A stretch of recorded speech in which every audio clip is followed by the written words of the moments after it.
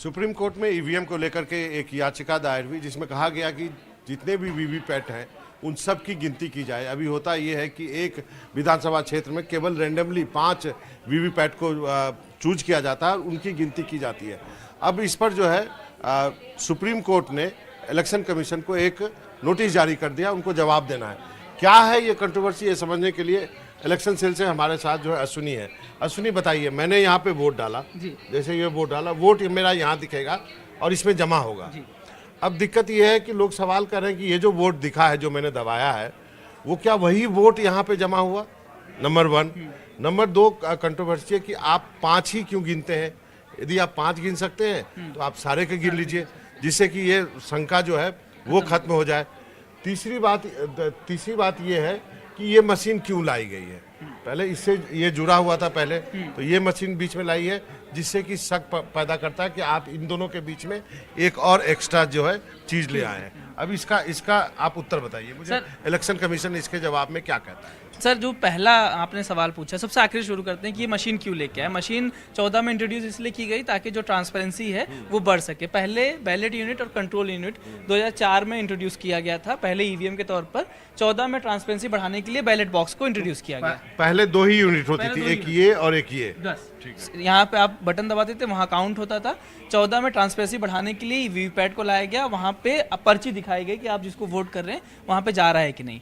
दूसरा सवाल ये उठाया जाता है कि इसकी प्लेसिंग यहाँ पे क्यों है, क्यों ना इसको इधर कर दिया जाए और इसको इधर कर दिया जाए। तो इसको भी इलेक्शन कमीशन ने अपने एफएक्यू में बताया था। एफएक्यू में उन्होंने कहा कि ये मशीन को चाहे इधर रखें चाहे इधर रखें, कोई फर्क नहीं पड़ता। उन्होंने कहा कि जो कंट्रोल यूनिट है वो मास्टर होती है और ये दोनों उसकी स्लेव होती है। मतलब कि वो कंट्रोल यूनिट ही इस पूरे पार्ट का सबसे इंपॉर्टेंट पार्ट है। कंट्रोल यूनिट जहाँ पे होगा उसी में वोट काउंट होगा। कोई फर्क नहीं पड़ता कि कंट्रोल यूनिट को पहले रख दिया जाए या कंट्रोल यूनिट को बीच में कर दिया जाए, वीवीपैट को कोने में कर दिया जाए। और सबसे महत्वपूर्ण सवाल में ये लोग ये जानना चाहते हैं कि जो बटन मैंने दबाया ये पेड़ का, क्या वही इसमें जमा हुआ? इसको लेकर के ही सवाल। देखिए बाबा, ये विश्वास का सवाल है कि जब ट्रायल में दिखाया जाता है कि पेड़ जा रहा है और आप मानते हैं कि हाँ जा रहा है, जो पॉलिटिकल पार्टीज हस्ताक्षर करती हैं कि हाँ सही जा रहा है, तो चुनाव होने के बाद जब आप हार जाते हैं तो क्यों सवाल उठा रहे हैं? क्योंकि आपको परीक्षण में दिखाया गया कि भाई ये दिखाया जा रहा है, आप उस पर सहमति करते हैं, मशीन खराब होती तो इलेक्शन कमीशन वापस भेज देता है, सहमति के बाद ही आप मानते हैं।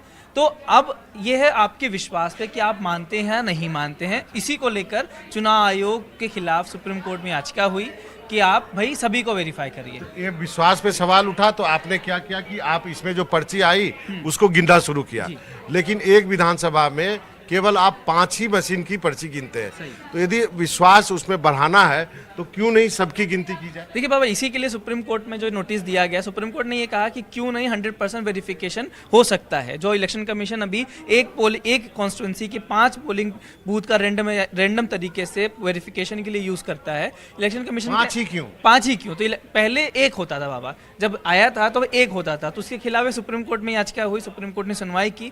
सुप्रीम कोर्ट में इंडियन स्टैटिस्टिकल जो डिपार्टमेंट है उन्होंने कहा कि अगर आपको एक तरीके से मानना है कि कोई मापदंड तय करना है कि रिसर्च के तौर पर कि क्या सही हो सकता है, तो उन्होंने कहा कि अगर हम हर एक कॉन्स्टिट्यूंसी के रैंडम तरीके से 5 वीवीपैट मशीनों को वेरीफाई करेंगे तो उससे हम 100% एक्यूरेसी की तरफ बढ़ सकते हैं। यानी कि वो एक रिसर्च का पैमाना हो सकता है। पहले सब में वीवीपैट भी नहीं होता था, वो भी रैंडम होता, वो भी होता था। उसके बाद 1 से शुरू हुआ, फिर सुनवाई हुई सुप्रीम कोर्ट ने कि आप उसको 5 कर दो। इंडियन स्टैटिस्टिकल सर्विसेज मतलब विभाग ने जो बताया उस पर 5 किया गया। अब ये मांग उठ रही है कि 5 को बढ़ा के आप 100% कर दो, ताकि हर एक कॉन्स्टिट्यूंसी की जो वीवीपैट मशीन है और जो सीयू में काउंट हो रहा है दोनों सेम है कि नहीं है। अब ये डिमांड हो गई। इससे अच्छा बैलेट से ही करा दो बाबा। बैलेट कराना नहीं करना, बात तो वही हो गई ना। बात वही हो गई। गिनती तो सबकी यदि आप करोगे तो गिनती सबकी होगी, लेकिन इसमें एक फर्क ये बाबा कि ये मशीन है तो बटन दबाने से आपको तुरंत काउंट हो जाएगा। बैलेट में आपको मैनुअली काउंट करना पड़ेगा, तो वो एक प्रॉब्लम है। दूसरा प्रॉब्लम ये है कि बैलेट